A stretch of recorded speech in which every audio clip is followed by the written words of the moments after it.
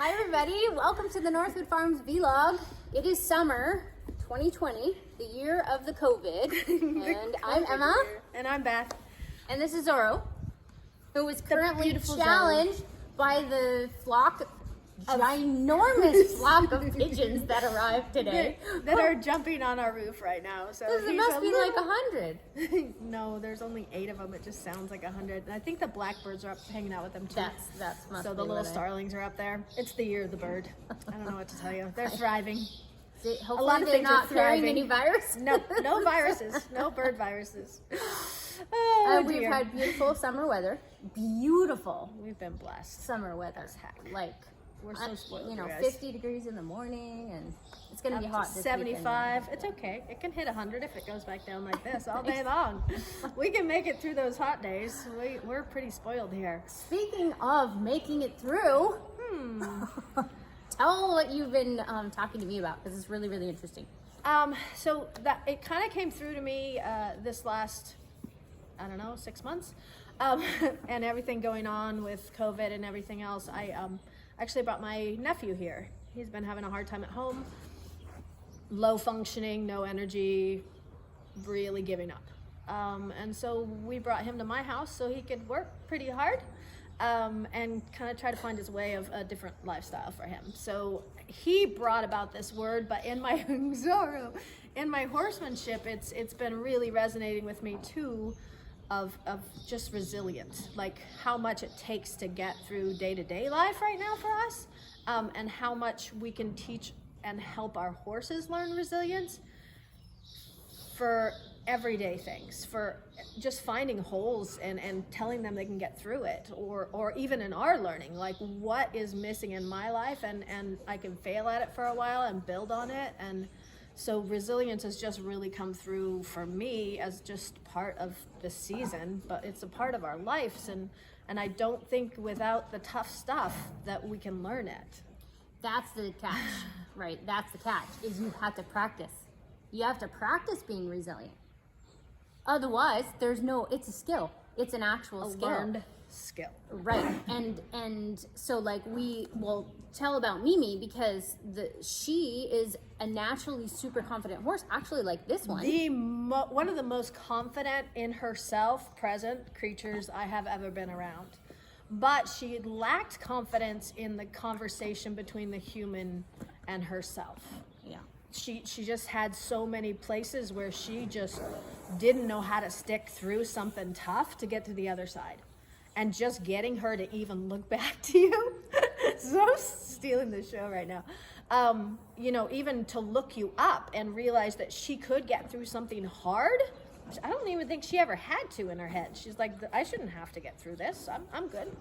Well, and I think that's, I mean, of course, the prey-animal predator thing is different, obviously, but doing hard things, whether it's Mimi, being confident that you're going to have a misunderstanding, or you're going to have a miscommunication, right? Something hard is something. going to happen.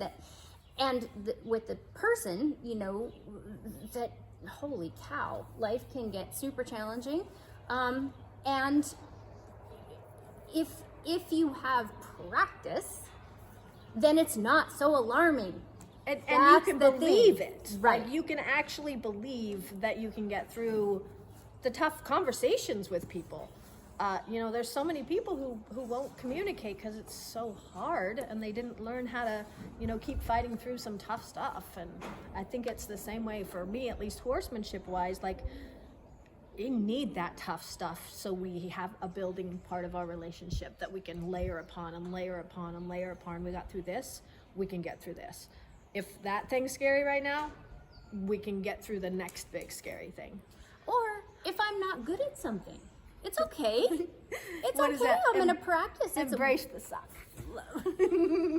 Exactly. Still one of my favorite. Embrace that part. Like, be a learner. We didn't just learn how to walk. Like, we fell down all the time. I don't know why we forget that part. Isaac's favorite thing to say. I wasn't born this way. But actually, Zorro brings it up because, or I'm reminded when I was at the Ann Clinic, you know, there were things that, oh my gosh, we'd only been together a few weeks, and there are things that I'm not good at yet. But someone, a friend that was there watching, she was really concerned for me. She's like, aren't you upset that you can't do X, Y, Z? And I'm like, that's why I'm here. Oh, it's like, well, I don't expect to be good at everything. So being challenged, and then realizing you are going to grow beyond that is exciting, really, right? Yeah, when we embrace that part, right? Like I don't want to ever stop learning. Right.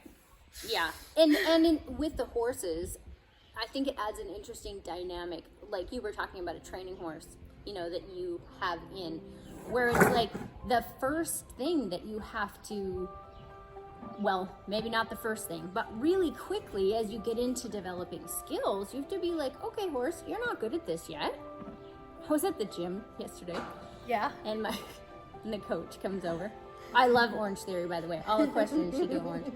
He comes over and he goes, okay, do it this way, you know, because I was doing like, I don't know, tricep curls or something. And so I tried to do what he said, and then on the next round I came back to it, was doing it terribly again, and he looks at me and I look at him like, did I do good? And he's like, no, like, that's totally what I say to my horses too, like, well, it's not horrible. But I think we can do better, and yeah, okay. And it's and you know, the horses teaching us to be resilient, and the horsemanship teaching us to be resilient, and how, you know, for you and me being study buddies and best friends for so long, and this is part of our culture. And we've built it.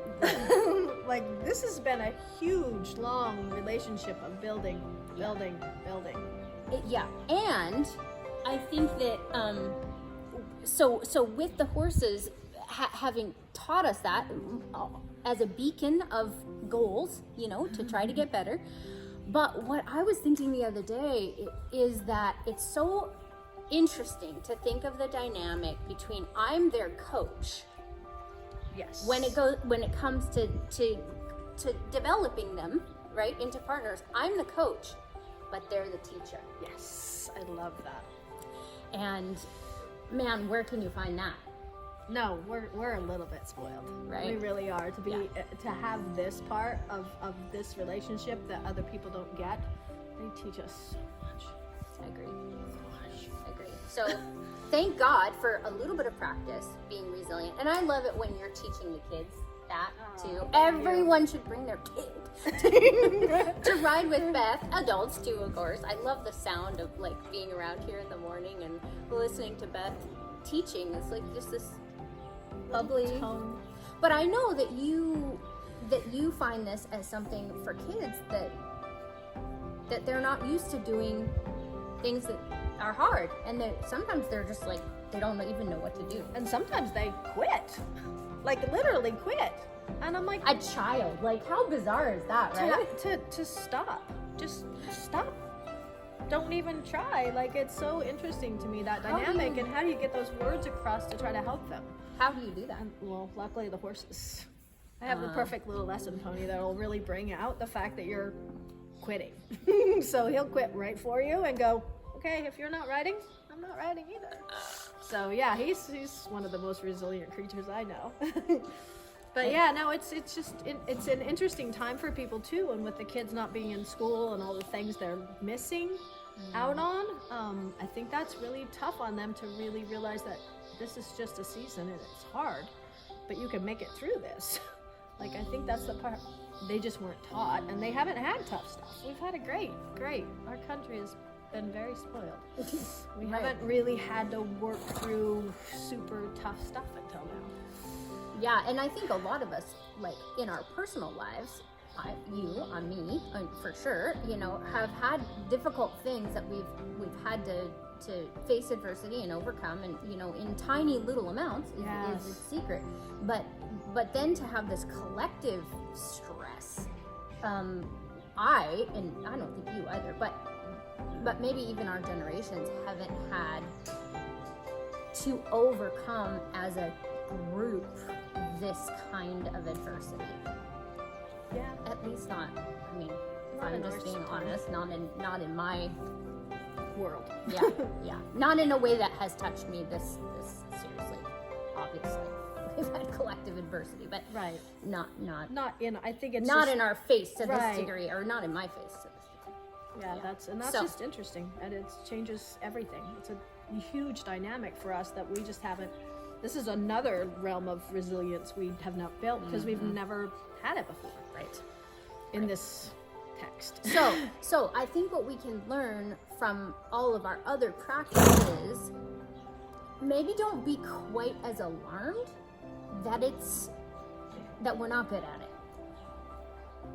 You know, because realistically, as a collective, we have not We have had not that much practiced practice. this. No. Yeah, And- so yeah. a little more grace, a little more humility, maybe. Like, this shouldn't be happening. Oh my God, you know, Yes. it's like, well, maybe this is. supposed to be Yeah, happening exactly. for us. We needed As this. a collective.